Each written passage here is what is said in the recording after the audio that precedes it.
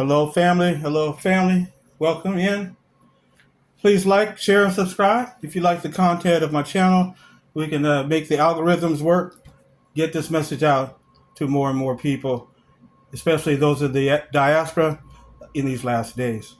So today, in today's video, I'll be talking mostly to those of you who have a copy of my book already, 1619, The Times of the Gentiles.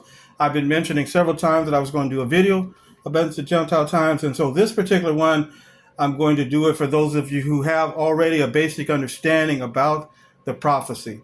And those of you who don't have a copy of the book, or maybe have not read that in the book of Daniel, chapter 4, you can still follow along, but I'm not going to be getting too much into the basics, but I'm going to just be breaking it down to those of you who have a basic knowledge of this so we can dive deeper into the prophecy. It's not going to be a long prophecy. I'm going to put out a couple of more later so we can dig deeper into it, but I'm going to just lay out a basic outline of why I'm emphasizing the times of the Gentiles so much, because I noticed that it's not talked about that much, but it is very important in the word of Yah. Very important. So I'm going to be breaking this down in this lesson today, in this video. And like I said, it's going to be mainly those of you who have already know about that prophecy and you've studied it in Daniel chapter 4, and maybe those of you who have picked up a copy of it already.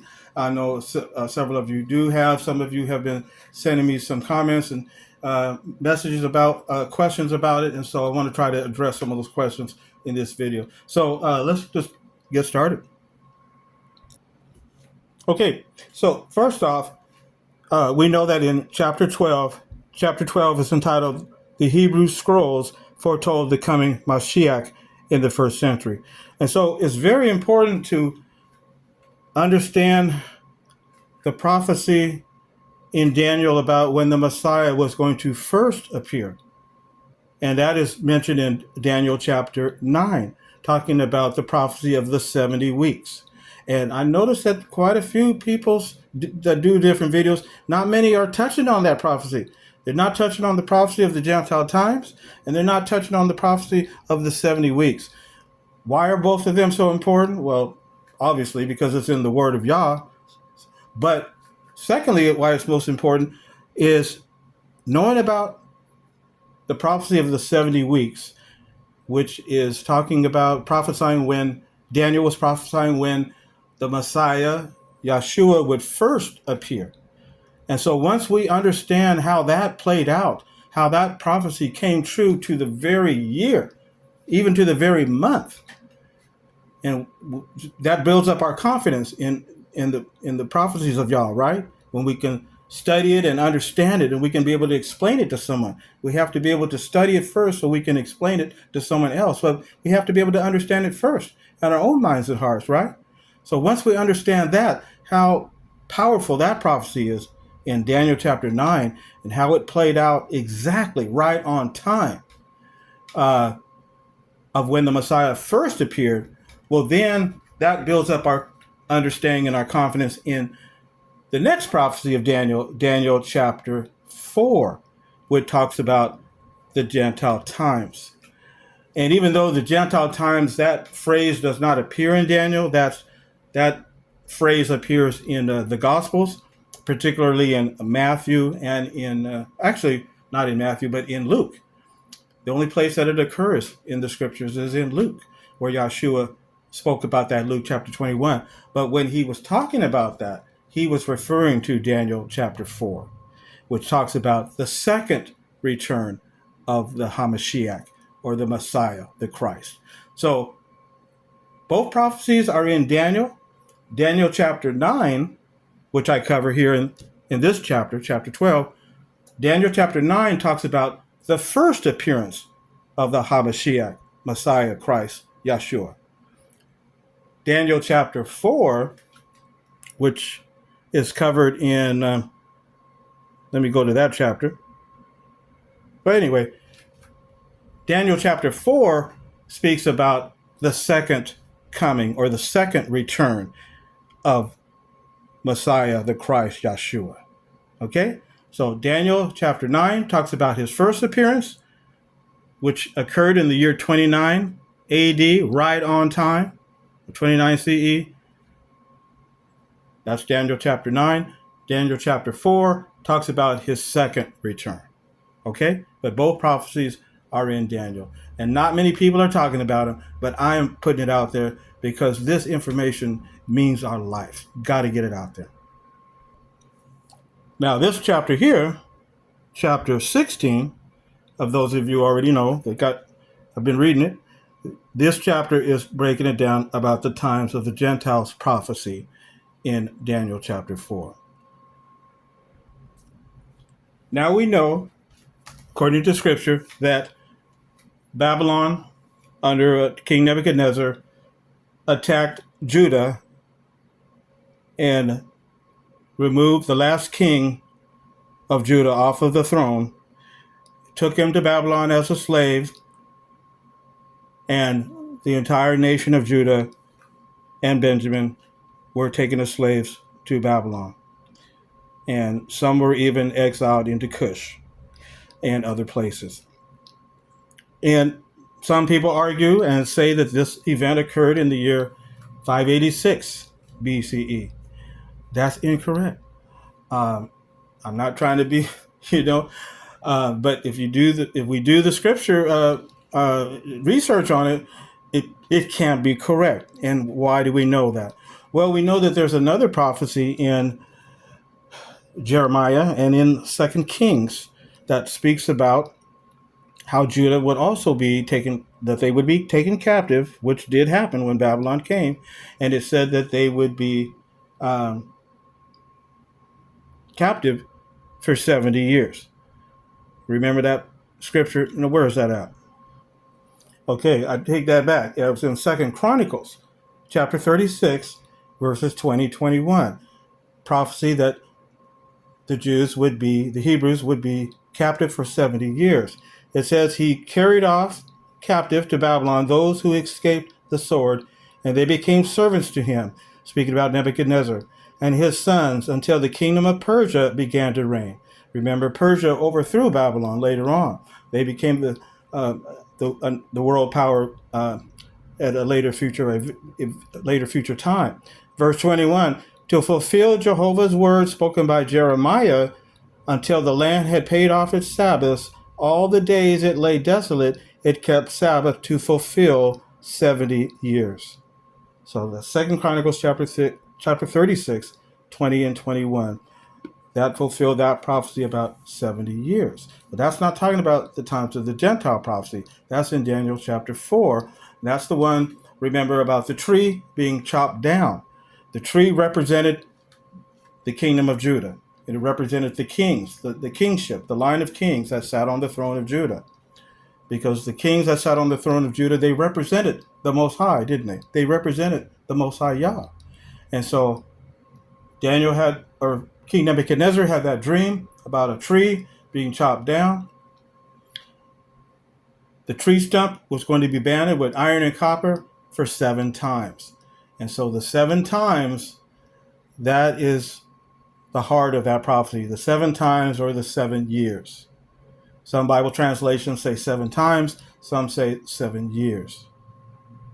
So like I said, some scholars, researchers think that Babylon overtook Judah in the year 586 BC. But we'll get to that in a minute, why that's incorrect. But just keep in mind that prophecy about the 70 years. That's going to prove that that is not the correct year that happened. That it actually happened in the year 607 BCE. And we'll go to that in a minute here.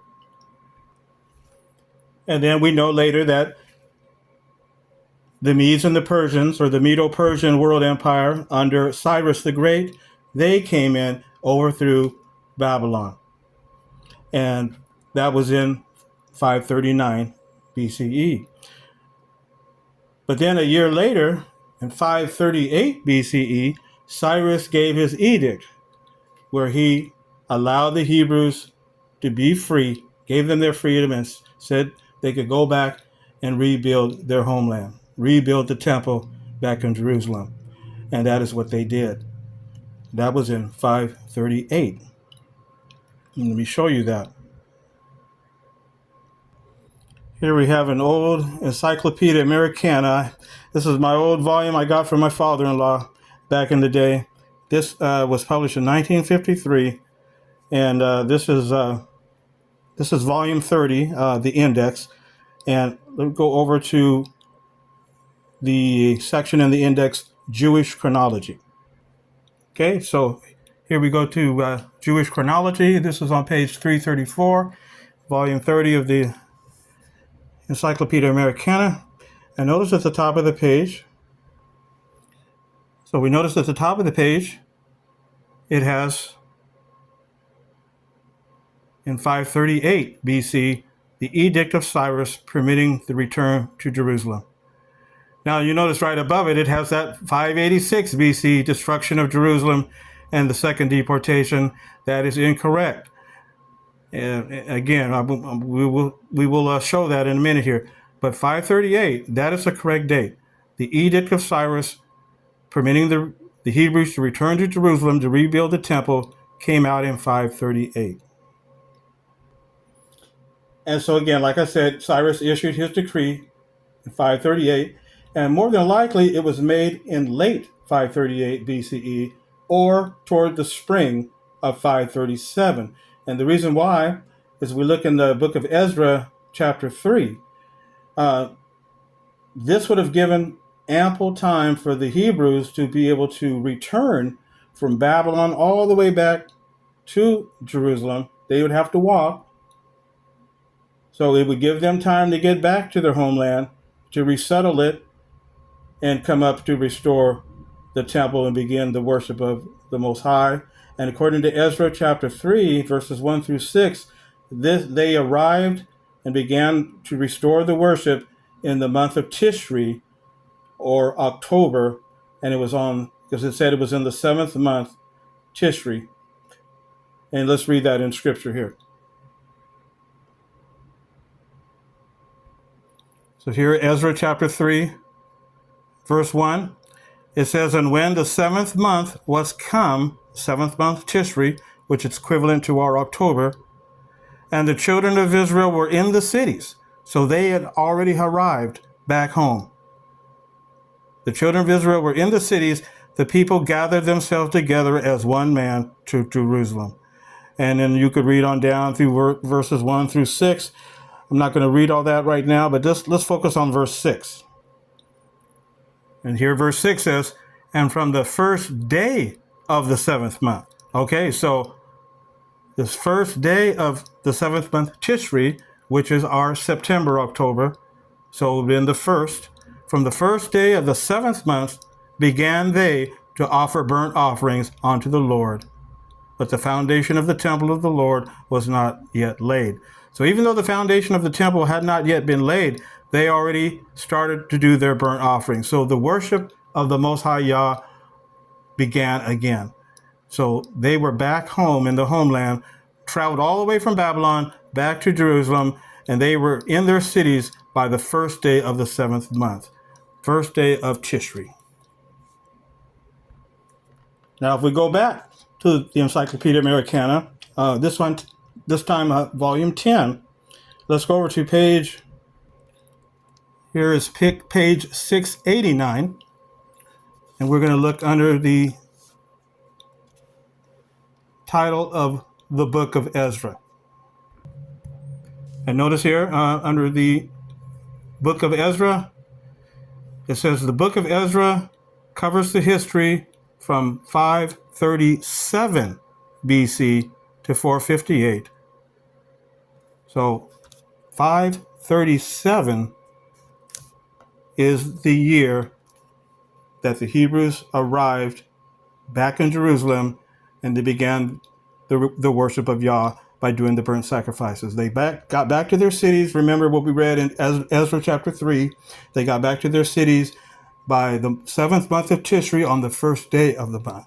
And that was in the year 537 BC.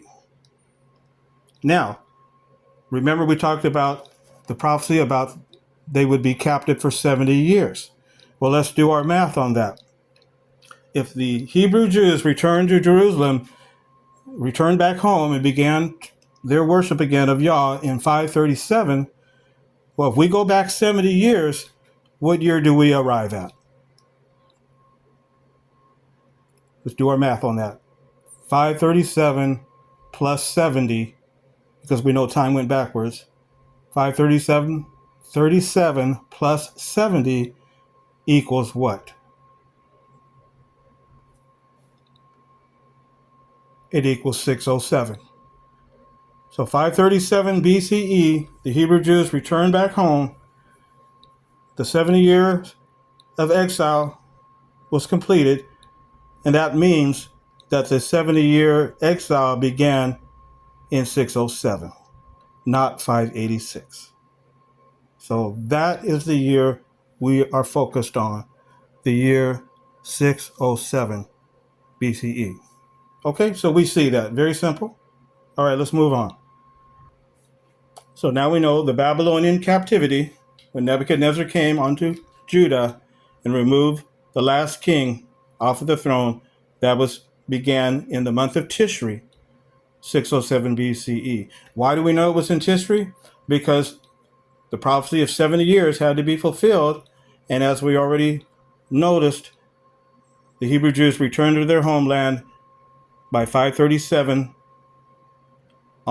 in the seventh month, on the first day of the seventh month, which is the month of Tishri. So the prophecy had to begin on the same date and end on the same date. The Most High Yah is exact in his prophecies. He's exact by the very day and the very month. So we know that this occurred in the month of Tishri, 607 BCE, when the Babylonians captured Judah and made them as slaves, made the Hebrews slaves. So we're not going to break down every single element today. Like I said, this is going to just be a brief video for those of you who know about this prophecy and can track this. But we will do another video where we will slow it down and we will break it down in detail. And like I said, it's also discussed in those two chapters in the book as well. But we know that the Hebrew calendar was 12 months of 30 days each. 30 days each. So 1 year of the Hebrew calendar would be 360 days. The prophecy of Daniel, which was in chapter 4, talking about Nebuchadnezzar's dream, he said that there was a tree that got chopped down. That tree stood for the kingdom of Judah, stood for the kings that sat on the throne. They were chopped down. The last king. There never has been a king to sit on that throne again. And that king came through the line of Shem, and it came through the seed of Judah. And we know that was Yeshua, the Hamashiach, the Christ, the Messiah.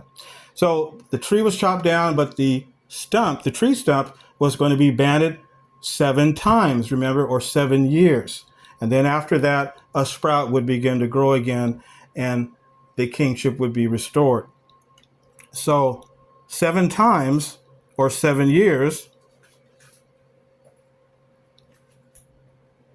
would be 2,520 days, because the Hebrew calendar were 12 months of 30 days each. So 360 times 7 equals 2,520 days.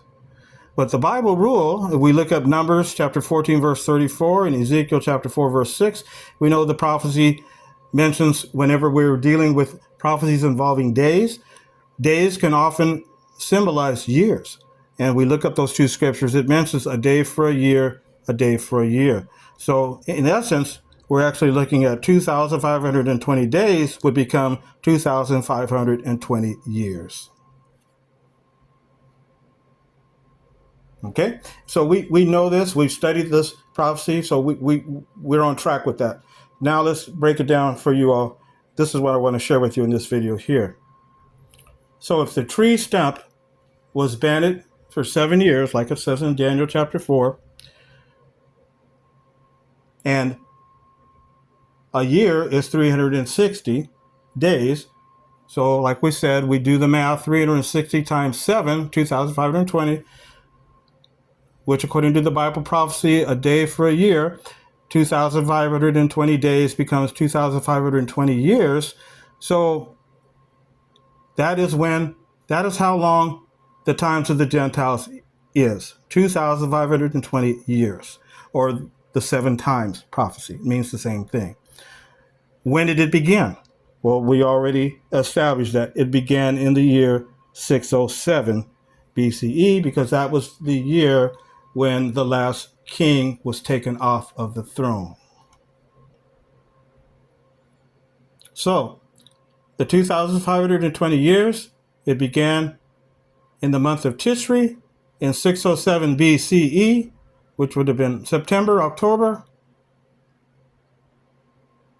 2,520 years would begin here. It would end September 30th or 31st, 1914 AD.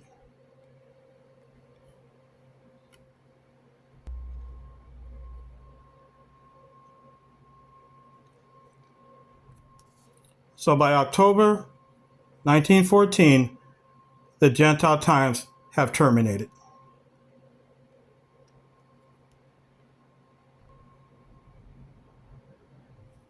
Okay? So now that we understand this, what happened in the year 1914? What was supposed to happen? Well, that would have been the second return of the Hamashiach, the Messiah, Yeshua, the Christ. He would have returned at the end of the Gentile times, at the end of the 7 times or the 7 years prophecy in Daniel chapter 4, which lasted 2,520 years, because the Most High Yah, when he does prophecy, he puts it in code. He puts it out in code. And those that have a discerning and humble heart turn to him, diligent in the study of the scriptures, and the Most High reveals it to his people. So September 30th, 31st is when the Gentile times ended.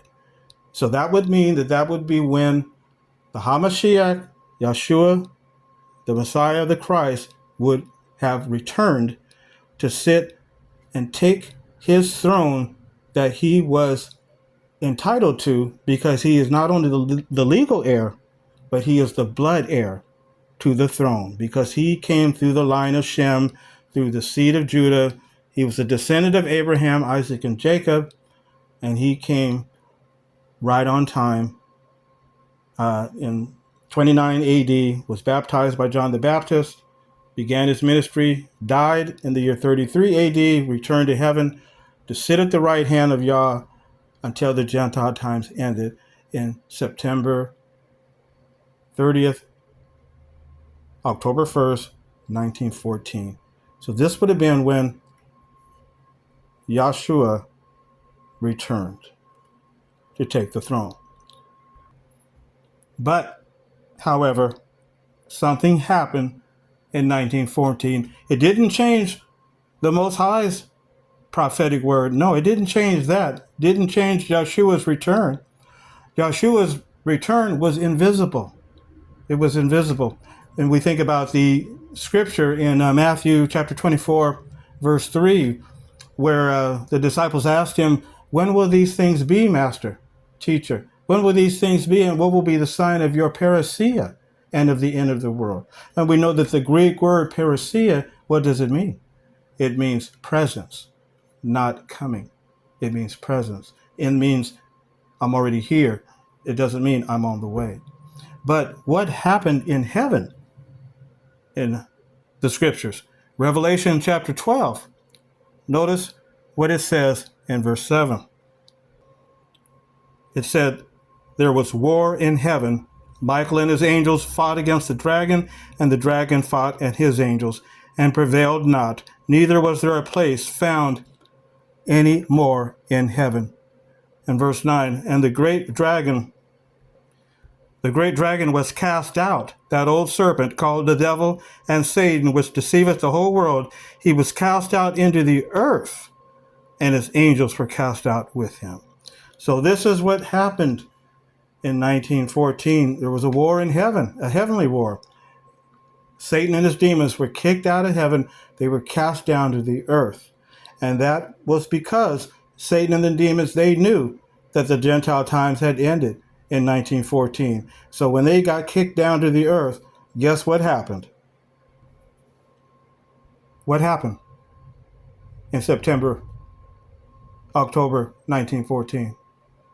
It was World War I, a war that had never been fought before.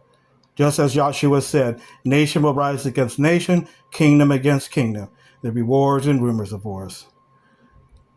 1914. At the end of the Gentile times, Satan caused the First World War to turn mankind away from the return of Yahshua, who sat on the throne, but he was in heaven. He sat on the heavenly throne. Because remember, he was sitting on the right hand side of Yah. And then in 1914, the crown was put on his head, and he took his rightful place on the throne. The first time a king has sat on the throne since 607 BC, when Babylonians took the Hebrews as slaves. Coincidence? No, no, no, no. Not to me. And hopefully not to you. And those of you who are learning this for the first time, do your diligent research and shoot me an email, put a comment in the comments field if you have any questions about this. And like I said in the book, I break it all down on the scriptures and everything. So this is just a brief, quick video I wanted to share with those of you who already know about this prophecy and those of you who are reading that chapter, but it's not coincidence.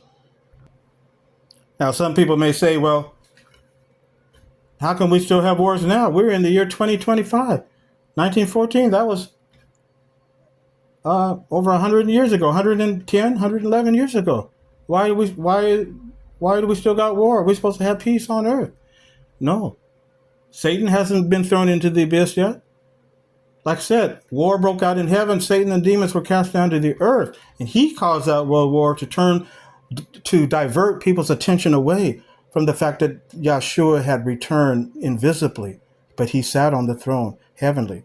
And so, like I said, in chapter 16 in the book, it breaks that down as to why time is still going on. Because there are certain things that have to occur before the Great Tribulation breaks out. And we have the example of Noah. And when the Most High told Noah to build the ark, he told Noah that there was going to be given 120 years left for man's life before he broke that worldwide flood onto the earth. Why did the Most High Yah allow another 120 years to go? He could have just gotten rid of that wicked world and those Nephilims right away. Just snap his finger. Why did he wait another 120 years? Because he assigned Noah and his family to build the ark. And it would take time for his family to build that huge, huge ship. It took him about 50, 60 years to build that ship. And then they had to get the animals on there and then wait and wait and wait. And so the same thing is true today. Yahshua sat on the throne right on time in the month of Tishri, 1914 AD, at the end of the Gentile times. But now a work has to be done before the Great Tribulation breaks out. And that work is to preach the good news of the kingdom and to gather in the last remaining ones. The Most High Yah, he's not going to bring the final end until all his sheep have been found and brought in. So thank you, family, for letting me share this with you today. And so chapter 16 of the Times of the Gentiles and the King of Judah, chapter 16. All right, family. If you like the content of this video and of this channel, then please like and share this video with those you know, and let's get the algorithm going so that more friends can come in and get this information from our Most High Yah before the final end comes. That is the least that we can do. But we can do more. We want to be diligent in our studies to learn about these important prophecies. I know many of you have a copy of my book from a year or so ago of The Line of Shem and the Seed of Judah. Appreciate that. And it also goes into this information. But this new book here It has more updated information. 1619, the times of the Gentiles and the seed of Judah, from the line of Shem in Hebrew West Africa until Messiah. So thank you again, family, for letting me share this with you. And until next time, family, you all be safe.